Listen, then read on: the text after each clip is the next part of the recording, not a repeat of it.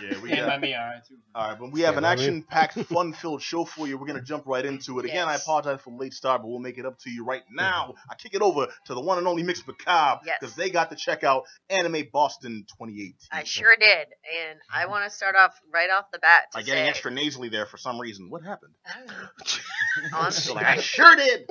I did. Well, I had to commune with my fellow weeaboos so that they can like understand me better. All right, my bad. Let me get you my asthma pump. You can continue. So I just want to start off by saying that I almost want to use the term proud of Anime Boston because they really got their act together, I think, this year, just from last year and a few previous years, with organization, registration line, for example. For those who don't know, Anime Boston has notoriously taken a very, very long time to run registration. They've had really ridiculous lines to get into panels. Things seemed a lot more organized this year. They also stepped up content-wise. They had a lot more content that's for like people over the age of 18 in the evenings. And I'm not even talking about like, you know, the good hentai or anything. I'm talking about just panels like content, discussion panels, nostalgic screening. They had things that made I went to this more over than 18 just panel. kids. Oh my God, what do you see? I saw Grandizer. It was a boob. It was a boob. One boob. It was a robot with boob rockets. Robot with boob rocket. No, but there was one of the things I went to actually. To be a little more specific, things that I enjoyed. They actually had a fan creation theater, so it was like It was all like, you know, fan videos and stuff like overdubs and whatnot. So they had a screening of AMV Hell 7. And for those who don't know, AMV Hell videos are like, you know, clips from anime set to different songs, like rap music or like, you know, overdubbed with something ridiculous. And it was just a ton of fun. It was packed room. Well, we were talking about that. I discovered AMV Hell a few years ago. It's actually a good way to learn about a lot of new animes that you missed. Use a lot of the weird or obscure animes. And it was a lot of fun. Because some of it's a mix of like, some things are overdubbed, like maybe there'll be like a silly commercial, but like set to an anime. But some of it is just clips from the weirder animes that one can find. And it was a real highlight for me just to have that particular theater. And it was just dedicated to showing that type of material. Like they had on a big screen, you got to see people playing soccer with their butts. Yeah, pretty much. And they had like something that they showed that a lot of people love. I'm not very big into free, but a lot of people are, because it's one of those like pretty boy, like, oh, we're swimmers and look at our Wait, you're not into free? It was kind of boring. I like the shark tooth one. I like Rand. We reviewed that a couple of years ago, by the way. Guest reviewer, doggone it, from the Vienna Pitch. Why am I forgetting this? Nina, thank you. Nina Fed. It was okay. I was about Nicole, my fault. But they had a show. There's a show called, and it was called 50% Off. So it was like a funny dub of it. And they did, they had a bunch of different abridged. Like they showed JoJo's Bizarre Adventure abridged, which is very, very, very funny. Where they like condense the episodes to like 5 minutes long, and it's all like super funny overdubs. I don't imagine a condensed episode of JoJo's Bizarre Adventure. A lot of punching. It's like a lot of punching, boom, man. and then just like another 4 minutes to do with the cherry. And then just roundabout starts playing. Yeah. But like that's the other thing. Cosplay this year, really a lot of great cosplay. The meetups that they had, they really organized the photo shoot locations very, very well this year. Everything was clearly labeled in the guidebook app. It listed all the major photo shoots that people had kind of registered with the con. Obviously, there's still informal shoots, but like the JoJo shoot, for example, I went past it.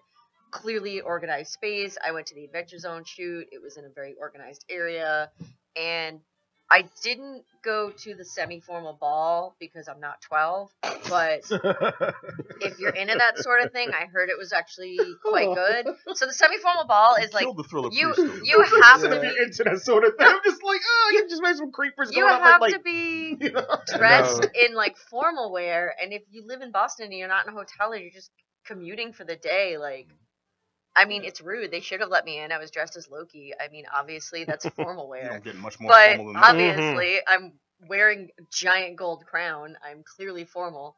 But they were you Kid Loki or were you adult Loki? Because I think that might be two different. Without getting too far into the dynamic, Pat, I remind you that Kid Loki is very much murdered by adult Loki, who takes over his body. So they're kind of that feels like a metaphor for puberty. And it very much is. Right. Speaking of just on a personal Anime Boston review, I do want to give a shout out to my friend Alexi, who gave me while I'm dressed as Loki, as the teen Loki that murdered this child self. He comes up behind me and goes, "Can I offer you an egg in this trying time?" And it's an Easter egg containing a Kid Loki keychain inside. And my soul left my body. This was during AMV Hell, mind you. But yeah, overall, I have to say, the video game room was, for an anime convention that's not a dedicated video game con. Like, obviously, you can't compare this to something like a MagFest, and obviously not PAX East, which is just a gaming con. But for a lot of, like, it was a lot better, for example, like, way better than Katsucons this year, Anime Boston's Really? Really? Because you love Katsucon. But the game room... It takes place at the Gaylord. But it does take place at the Gaylord. But the Gaylord National. But, the National Gaylord. The Katsucon game room doesn't have the best setup. And I felt that Anime Boston this year had a really strong setup. I never felt like it was too overcrowded. They had a really good array of games. I played, it's the DC crossover one, fighting game. Injustice? Is that what it's called? I played that. Injustice, it was great. Injustice 2, with its great gameplay and garbage story. This gentleman of a boy, I was very bad at the game, and he played a Swamp Thing so that I could see him use all the cool moves that I couldn't figure out. And my personal favorite is Batman. Or not, mind you, it's Batman. He doesn't have super strength or anything. Still, does the juggle combo, gets him up, and then just like on his palm top computer. Hits a few buttons, waits, and then as they come down, the Batmobile drives in off screen and hits there was a lot of great stuff. Harley's hyenas show up and knock you over and stuff. It was good. You know what? It's like the DC Comics, the current equivalent of. Do you remember that old WWF the arcade game? Yeah, everyone had like these weird powers. Razor Boy used to hit you with the razor. Yeah, Bret Hart's grease from his hair used to fly out. It was horrible.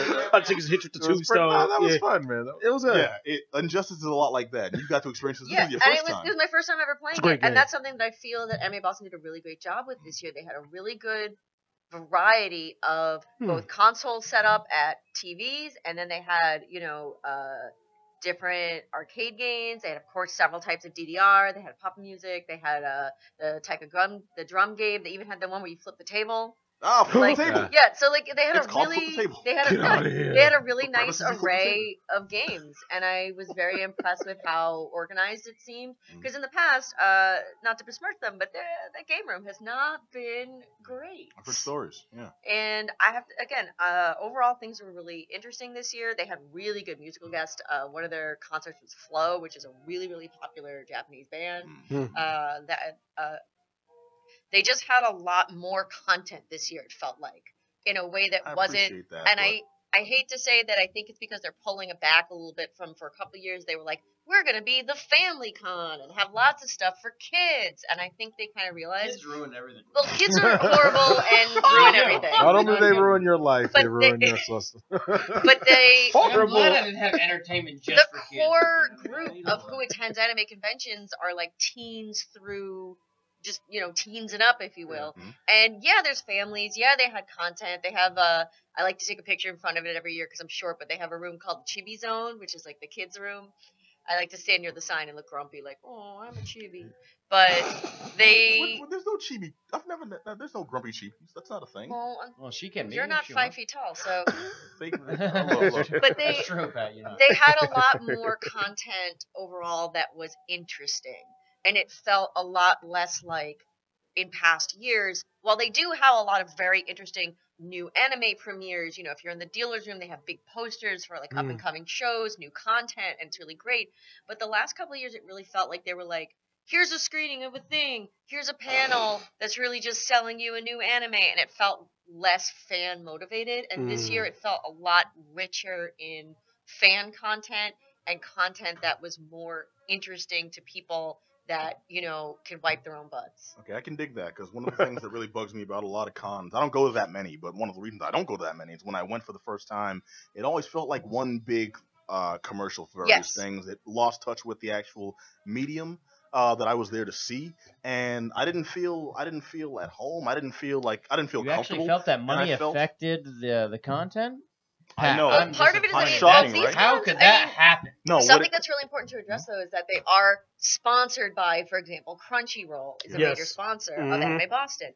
And I feel that they did present it where if you wanted to go to the, spring anime lineup screening, you could, but there were other content provided. Like they had a whole thing this year because of the anniversary of Sailor Moon. They had a really great thing where they had a whole Sailor Moon costume competition, and a lot of the Sailor Moon voice actors were there, and it just felt much more engaging to be there, where I spent a lot less time kind of twiddling my thumbs like, oh, there's nothing from 2 o'clock to 10 o'clock. And it felt like a really, like they listened to feedback, because I know a lot of people had these same difficulties that I had, especially again the past few years, where it felt, I don't want to say too focused on family, because that's not necessarily a negative, but you need to look at your core audience and have engaging things happening, and it felt like there was more to do. And one of the drawbacks though of Anime Boston is because it's located in the Hines, where the two dinguses showed up to the Pokemon tournament with their guns. Now you have to go through a really strict security system featuring metal detectors, and I understand I'm okay with that it can take a really long time. Well, as long as they use common sense, and also don't make the mistakes that some other cons in the past have made, even here, by having too few security. Which is what I wanted to say, that they added additional checkpoints this year. There were several entrances this year that were not open in previous years, and so there was less of a bottleneck at that one main entrance. For example, during Artist Alley hours, you could enter through the second floor of the Sheridan through Artist Alley, and that entrance was usually pretty clear. There was also an entrance from, I forget the name of the side street, but if you go along the side street, I think it's where like the Summer Shack restaurant and stuff are. On the side of the Hines, they had an entrance on that side as well, so they had a lot less of the bottleneck effect that in previous years. I remember 2 years ago, people were waiting in line all the way outside. It was pouring rain, and I think that they really did sit down and listen to the feedback. So good job, Anime Boston. It was a lot better than in previous years. I look forward to see how it evolves in the future, though, because going from I've gone to Anime Boston all 16 years of its existence, and first year had 4,000 people. This year had 24,000 people. Wow, nice. So, see, that's one thing I wanted to ask you about, because I know. Well, it's got to blow up, man. But Rick, you were talking about like not going to conventions because of that like discrepancy. Yeah, for me it was just more or less. I just noticed the crowd was very young. And as a 37-year-old guy, and I'm an anime snob. I'll admit that. Like I'm used to the older school animes. They were a lot deeper, way more adult oriented. And that's something that I feel they stepped up this year and had content with that this year, especially in the evenings. And that's what I mean by. Well, you were saying the Final Fantasy panel. Like, there was a Final Fantasy fan, so I would have sat in that panel. So there weren't necessarily. At midnight? It was at midnight. Nice. Yeah. Something to do at midnight. But that's what I'm saying, that they offered content that wasn't just like, it's all well and good and funny to be like, oh, hentai panels at night. Like I ran one for 10 years. Like. I love it. I'm not going to pretend that I don't. But it was nice to have content that wasn't just either, edgy or anything, to have genuine content geared toward people 25 and older. Yeah, and it was really cool. And to have it at that time you specified. You said it was at midnight? So that sort of that's like a filter for younger people. They're already gone. The parents took them home, so that they could discuss things in more detail. You're able to get into it on a more adult level. So I mean, you talking about Final Fantasy at midnight, the conversation's going to immediately go towards a different direction. Versus when it's like 12 and 13 year-olds there who are going to act I like. think they did a real good job of it. And it also sadly it also fits the demographic, right? So Final Fantasy 18 and up. If it was like Minecraft panel, then obviously not. Yeah, no, but I think that's what I mean. But like, I feel like they did a good job filtering content this year. As someone that I've been on many panels. I used to be on the Sailor Moon panel for also 10, almost 15 years. I was on the Sailor Moon panel, and I think that they've done a very good job of offering content to all levels in a way that they seem to pull back from in other years. Like, because again, you obviously can't. It's not a 24-hour convention just by nature of the Hines shuts down, so you can't do things like Katsucon, where, again, I used to run a hentai panel 2 a.m. at Katsucon. I did that more than once.